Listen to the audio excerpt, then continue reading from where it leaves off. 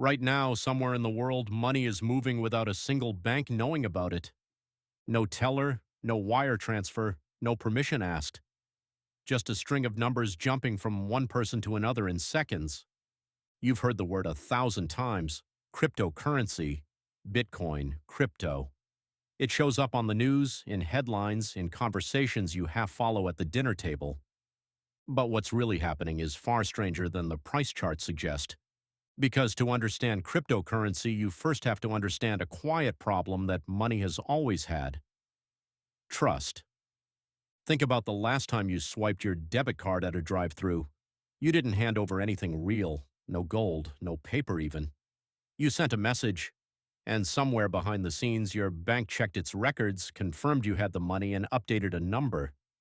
That's what modern money actually is: a record, a ledger, a giant list of who owns what.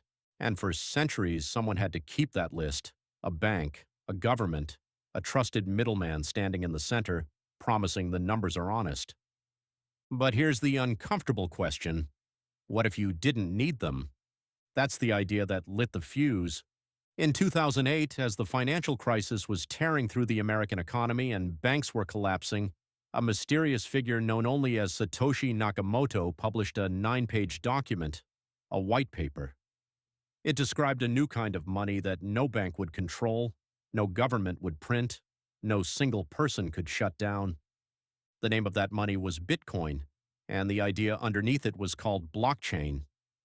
So what is a blockchain, really? Imagine a notebook. In that notebook, every transaction ever made is written down. You paid Sarah $10. Sarah paid the grocery store paid its supplier. Line after line, all of it recorded. Now here's the twist.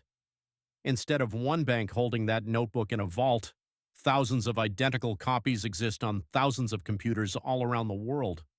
Every time someone makes a payment, all those copies update at once. That's the blockchain, a shared public ledger that no single person owns. And because everyone holds a copy, no one can quietly cheat.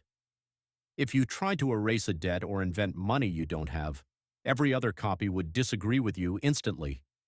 The lie gets rejected, but that raises a new problem. If there's no bank in charge, who actually writes the next page in the notebook? This is where it gets clever. Around the world, powerful computers compete to bundle up recent transactions into a block. To win the right to add that block, they race to solve an incredibly difficult math puzzle. The first to solve it announces the answer, everyone else checks it, and the new block gets locked onto the chain. Then the next race begins. This process is called mining, and the winners are rewarded with brand new coins for their trouble. It sounds abstract, but the effect is very real. The math is so hard to solve and so easy to verify that faking a transaction would cost more electricity and computing power than any attacker could ever afford. Honesty becomes cheaper than cheating. That's the breakthrough. Trust without a middleman, security built out of math instead of promises. Now, you might be wondering something. If it's just numbers on computers, what stops someone from making infinite amounts of it? With regular money, the answer is nothing. A central bank can create more dollars whenever it chooses. In fact, the Federal Reserve expanded the U.S. money supply dramatically after 2020, adding trillions of dollars in a matter of months. Bitcoin was designed to do the opposite. Its code sets a hard limit. Only 21 million coins will ever exist, not 21,000,001. The scarcity isn't a policy someone can change on a bad day. It's baked into the rules everyone runs. And that single design choice is why so many people started calling it digital gold. But let's come back down to earth. Because here's what most headlines never tell you. Cryptocurrency is not one thing. Bitcoin was just the first. Today there are thousands of them. Some, like Ethereum, aren't just money at all. They're platforms that can run small programs called smart contracts. Think of a smart contract as a vending machine for agreements.